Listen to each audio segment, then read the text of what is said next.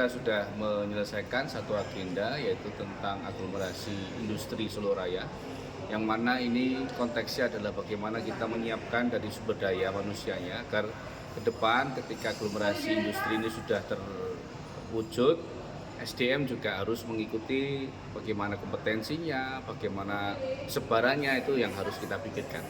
Jadi ini adalah salah satu upaya kita mengkonekkan dari Dudi dengan dunia akademisi, yaitu pendidikan. Untuk tujuan kedepannya Pak, harapannya bagaimana? Ya, ini kan sebenarnya saat ini suplai tenaga kerja itu jauh melebihi, atau katakanlah lapangan pekerjaan kurang untuk para pekerja yang sudah lulus kuliah ya, atau lulus sekolah. Artinya di sini sekali lagi ya, bahwasannya aglomerasi ini penciptaan lapangan pekerjaan itu menjadi lebih cepat, lebih luas, lebih banyak. Karena secara investasi otomatis bisa lebih cepat.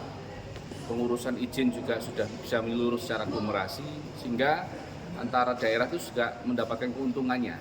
Tidak bisa berpikir daerah tertentu saja, tapi wilayah aglomerasi ini harus berpikir seperti itu. Artinya apa? Ketika investasi sudah masuk, otomatis lapangan pekerjaan juga akan banyak. Nah, inilah SDM harus masuk. Itu kira-kira kita mengonekkan itu. Momentum ini yang mana kita sekali lagi ya, bahwa pemerintah sudah mengambil keputusan tentang bagaimana pemilu serentak. Ini tujuannya adalah satu, agar sinkron ke depan. Karena semua pemimpin pemerintah daerah maupun daerah sampai dengan pusat itu semuanya start dari nol, dari baru semuanya. Saya kira itu. Tentang apa kesinambungannya Pak? Apa masih nanti kedepannya akan terus konsisten seperti ini? Jadi kesinambungan itu ya saya artikan keberlanjutan. Yang dikatakan keberlanjutan itu ketika indikatornya itu adalah bagaimana mengupayakan di dalam sumber daya yang dimiliki oleh daerah itu bisa dimanfaatkan semaksimal mungkin.